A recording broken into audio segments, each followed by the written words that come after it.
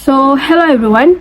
So, today, my Group 2, will be presenting topic 2, which is the role of mathematics education in addressing SDG 1, no poverty.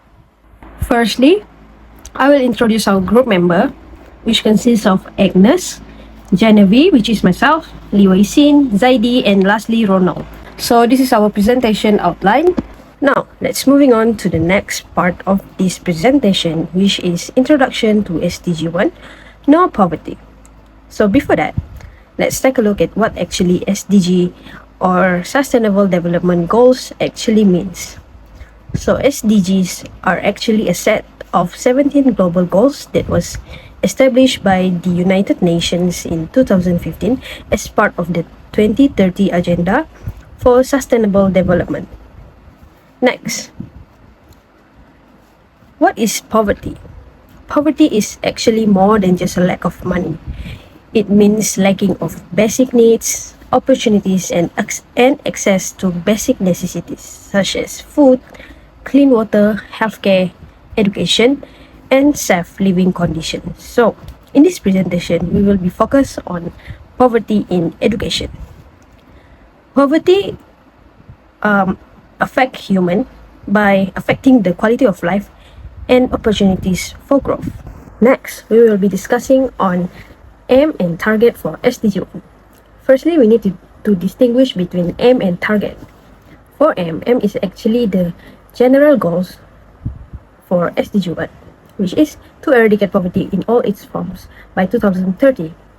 Meanwhile, for target, it is the specific objective that has been highlighted by United Nations. As you can see on the slide, there are 7 targets that has been stated. So the first one is to eradicate extreme poverty. The second one is to reduce poverty for all its dimensions. The third one is to provide social support such as welfare, healthcare, and also financial aid. This is to support the poor and also the vulnerable people. So what is actually the vulnerable people? Vulnerable people is actually the individual or a group of people who are at a high risk of harm, difficulty, or disadvantages due to poverty. So the next target is to ensure equal opportunities, to build resilience, to increase funding, and also to improve policies. Now, to the main agenda, which is discussing on issues, the educational issues that has been related to SDG 1. So the first issue is less access to participate in mathematics extracurricular activities. By addressing the first issue, we will take a look at the influence of social economic status. So, as we all know, extracurricular activities provide valuable learning experience to the students beyond the classroom. These activities require a lot of skills such as problem solving, teamwork, leadership, and also critical thinking skills. For your information, parents' socioeconomic status plays a crucial role in children's participation in extracurricular activity. Why? This is because it affects their knowledge and also the support that they can provide to their children. What has limited the low-income students? Based on research, most of extracurricular activities require significant financial support. This makes some of the students are unable to be join the activities. Why? This is because most of the activities or competitions such as kangaroo match competition needs participation fees. So, these students which are from low income background family might need the money to pay something else that is more important, such as to cover electrical bills and to provide their basic needs. Next is how does this issue affect students, especially the unfortunate students. So the first one is students might miss the opportunity to deepen their understanding in mathematics, especially in complex concepts. The second one, it reduces the chances of securing scholarship or career opportunities. The third one, that has limited opportunities to interact with peers and also the experts in mathematics. This one we call as networking. Next one is they will be fall behind compared to the privileged students. And the last one is frustration due to the limited access to extracurricular activities and opportunities as a result of their low income status. The proposed solution for this issue is PIBG provide financial support. In this issue, PIBG should set the priority. How? PIBG should focus on assisting low-income students who are qualified for mathematics competition. There are two support that PIBG can provide to the students. The first one is financial assistance. PIBG can cover the necessary expenses, especially in registration fees for the competition. Second one, then they can help the student to seek for sponsorship to cover the students' essential support throughout the competition. The second type of support is to purchase materials for competition preparation. PIBG can provide books, educational software, for example, like subscription to the apps like from Alpha Pro and subscription to the Pandai apps. And if necessary, they can provide online tutors for the student. Hello everyone, I'm going to explain issue number 2 that is about higher stress and mental health issue due to poverty. Poverty can create a stressful home environment where students may worry about food, housing, or family financial issue, making it hard to concentrate on schoolwork. Mental health challenge of students can hinder concentration, problem-solving ability, and overall engagement with academic subjects. Students in poverty may struggle with maintaining focus during mathematics lesson and completing maths problem. Why I can say this is because stress can lead to difficulty in problem-solving skill as maths require logical thinking and patience. Besides that, the stress of poverty can also lead to math anxiety, where students feel overwhelmed or fearful when solving maths problems. Plus, stress associated with financial hardship can also lead to parental depression and inconsistent parenting, which dismiss the quality of home learning environment. According to my survey, Forrest contended that low-income students are not given the same opportunity such as qualified teacher, low expectation, and student funding to learn mathematics as other students. Now I need to explain some proposed solution to solve issue number 2. Helping students from poverty cope with stress and anxiety in maths requires school to integrate mental health service and offer counseling to students. Addressing student emotional well-being is equally important as stress can interfere with concentration and problem-solving in mathematics subject. School can also offer counseling, mindfulness exercise, and mentorship program to support student mental health. Additionally, schools should offer tutoring, mentoring, and after-school mathematics programs to help students who need additional academic support, keeping them engaged and on track. Plus, school can let the student who in poverty access to free learning mathematics resources in order to ensure that struggling students receive the help they need. By implementing this strategy, school can help to bridge the gap caused by poverty, reduce math anxiety, and empower students to success. Okay, so the third issue regarding to roles of mathematics education and poverty is number 3 is limited access to quality materials and educators. So the case study here is Cambodia. Okay, a Southeast Asian country with the second highest poverty rate in Southeast Asia. Around almost 20% of the population live below the poverty line as the data collected in 2019, and Cambodia has the lowest PISA score globally at 336. Just for comparison, Singapore has the highest score of all time, which is around more than 500. I think it's 575 in the year 2022. So why does why does math education in Cambodia is so bad? Well, it's because of two main things. There's a lot of data, but the two that intrigues me, the first is textbook. Textbook is written by local experienced teachers, contains a lot of errors, and the teachers that is teaching those textbooks are not aware that they are teaching errors. Number three, the theories doesn't really reflect real-life situations. The textbook itself is slow in quality and color graphics. And lastly, it doesn't reflect modern educational, psychological, and pedagogical content and knowledge. Second is teachers. Okay, there's a lack of opportunities and time to develop skills regarding curriculum content. Next, there's no any reward system, any motivational mechanism if they are performing good to promote the teacher's improvement. Low teacher salary, as you can expect, because they are the second poorest country in Southeast Asia. And lastly, lack of math and pedagogical knowledge. All of this data of teachers and textbooks are collected from the Department of Science Research, Ministry of Education, Youth and Sports of Cambodia itself. So what are the proposed solutions? The strategies to combat this issue.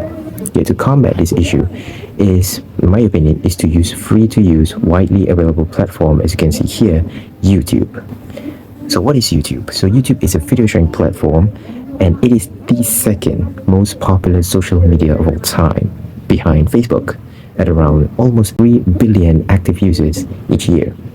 It is a free-to-use website with thousands of different content specific to everyone's needs, including mathematics.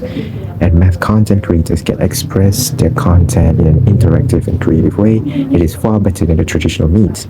And top math channels, for example, here is Numberphile, Khan Academy, Stand Up Maths, and so many more. So what are the reasons that YouTube is perfect for learning math? Well, number one is the visuals, because YouTube has been found to capture students' attention according to Bozzetto, Ruvenga, and Greenberg and Zanetis in various years. And information presented in a dynamic visual format that only increase understanding and comprehension, but also caters to different learning styles, according to Alimenage 2010. The total flexibility is an online-based platform that can be streamed anywhere at any time with only internet connection. It is an additional source of knowledge to learn self-paced, and has user-friendly interface that can be navigated, and preferred content can be easily revisited for the research, according to Berkins 2008, and has play, pause, video speed. You can slow the video down. There's download features. There's also closed caption and subtitles to aid self-paced learning. If, for example, that they didn't live in a place that have stable internet connection, you can just download the videos and learn through the downloaded videos. And lastly is accessibility. It can access at anywhere at any time by internet connection. It can access lectures and also short videos with detailed explanation. And some content creators are math lecturers, teachers, and instructors from all across the globe. Some from European countries, America, anywhere that has a lot of experience in teaching mathematics. And they are sharing this content for free on YouTube so everybody can learn. So what are the suggested solutions for this problem of, between math education and poverty? Well, the suggestion here is YouTube video explanation, in which a projection of math video is on screen instead of every single personal computers for every single student. Number two is play, watch, interpret activity that shows videos to the class and have several intervals for lessons from the teacher. And number three is video discussion, in which students present their understanding after watching YouTube videos. So all of this is not a solution that I came up with. It actually came out from another paper, and I'm going to explain it later. So what are the evidence and stats here? Okay, as you can see, Cambodia's national internet download speed for mobile and fixed broadband is around 50 megabits per second. This data is collected by a website called Speedtest, which measures every country's median internet speed.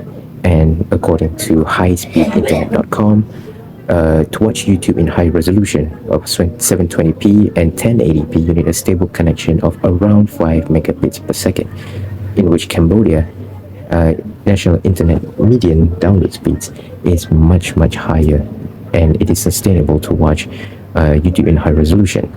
So, as the suggested activities that I mentioned before, okay, as I said before, this is a study that is done by Gyaltsen and Chimidorji, forgive my pronunciation, conducted a study on effectiveness of YouTube on students in Bhutan, which is one of the poorest countries in the world. Actually, it's rated 153rd of the poorest country in the world.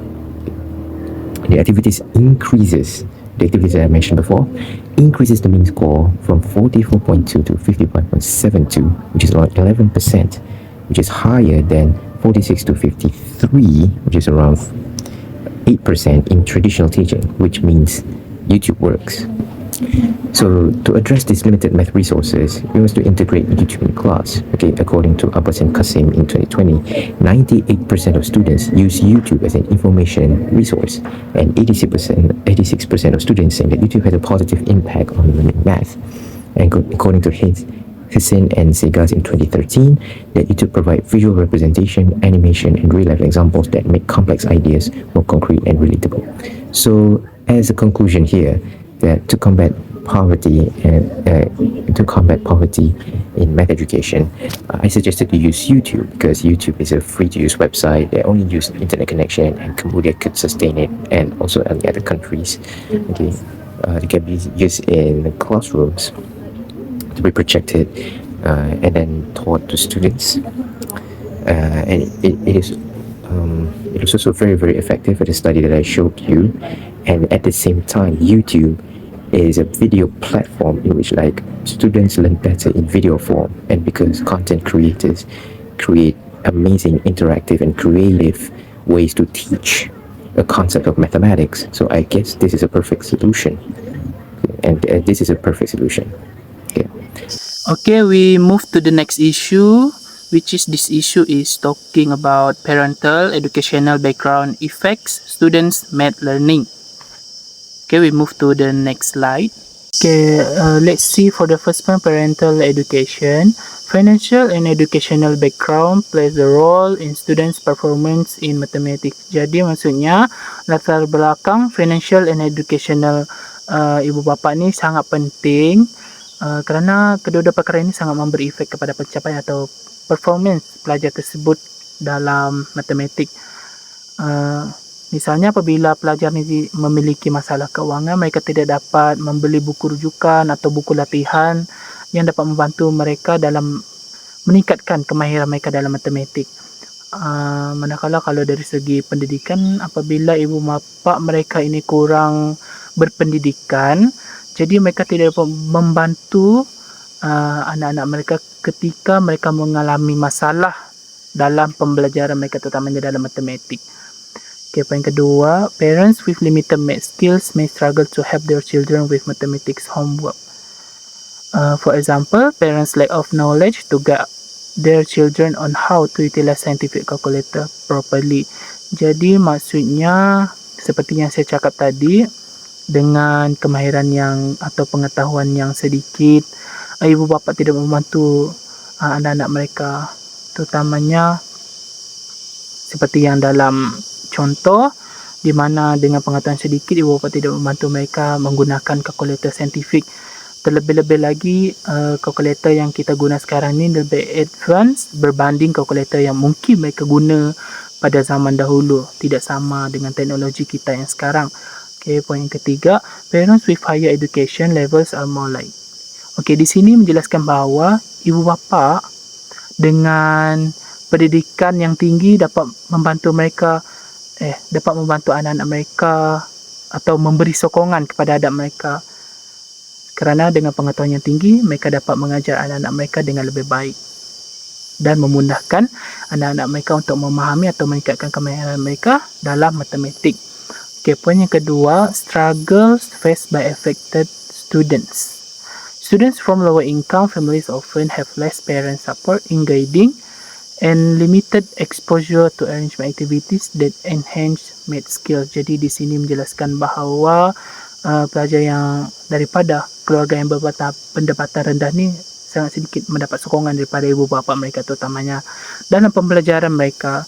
Mereka juga kurang terdedah dengan aktiviti yang dapat meningkatkan kemahiran matematik. Okey.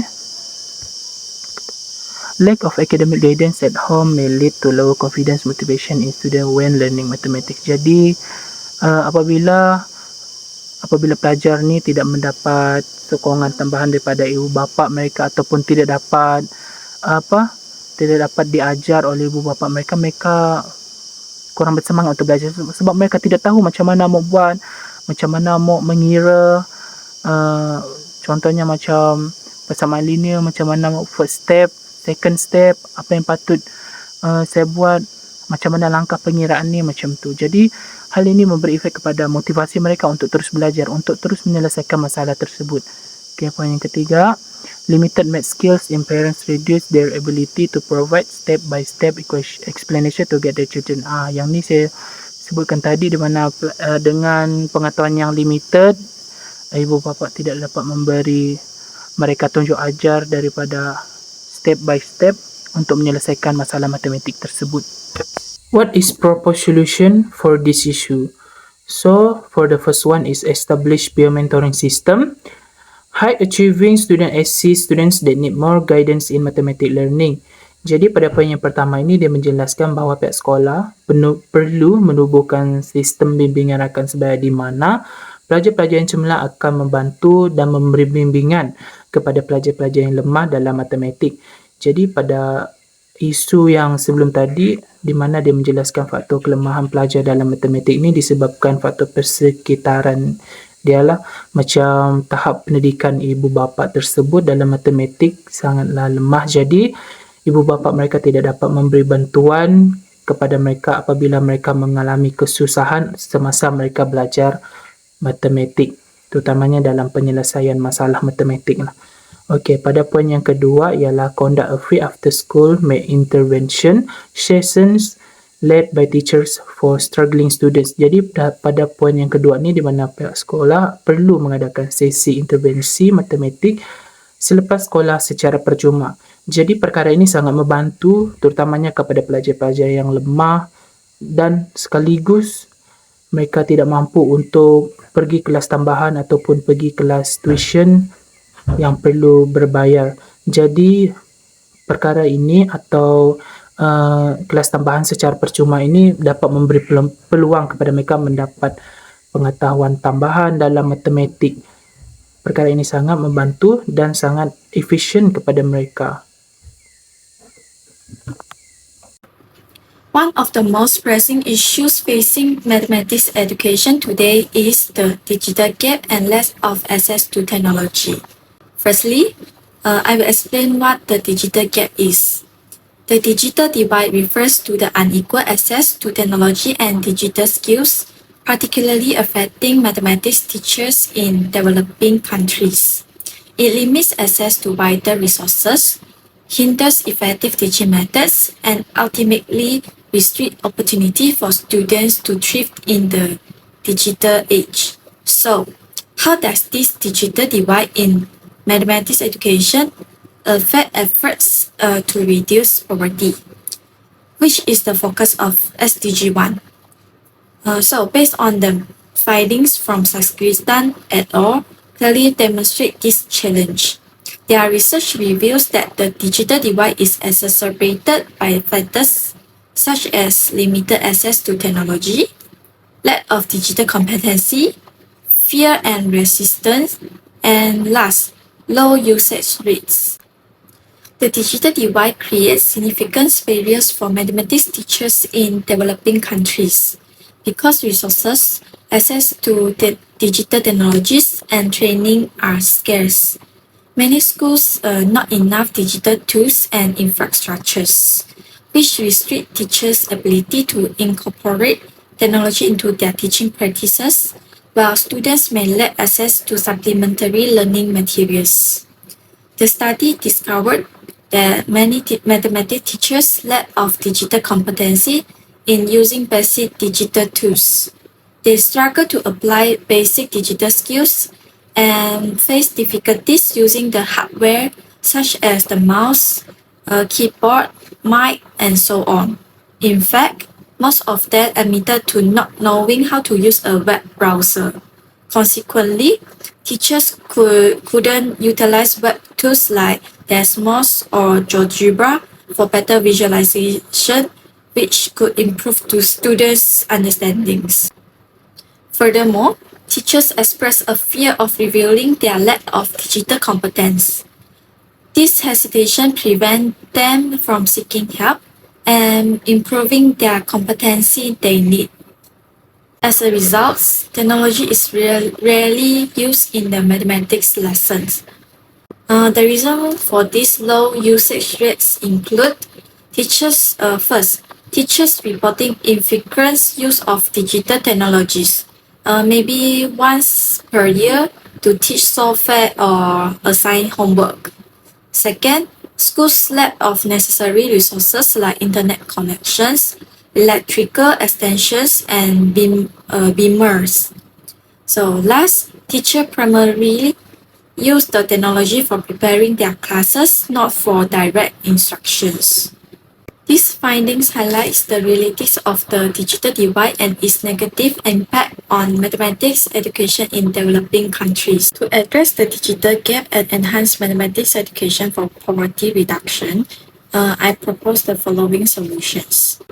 First, improving the affordability of digital resources through subsidized internet and affordable devices is crucial. This directly reduces economic barriers and enables more students to participate. Second, investing in infrastructure in rural areas is essential.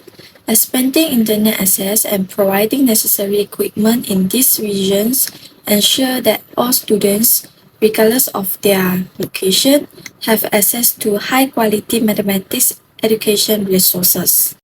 Finally, we must prioritize training educators in digital literacy through digital literacy training programs, which is DLTPS.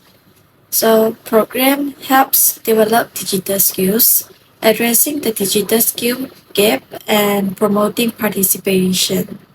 They are crucial for keeping knowledge and competency up to date. By providing teachers with the skill they need, we can enhance students' learning and improve their future job prospects. In conclusion, mathematics education actually plays a vital role in addressing SDG 1, which is not poverty.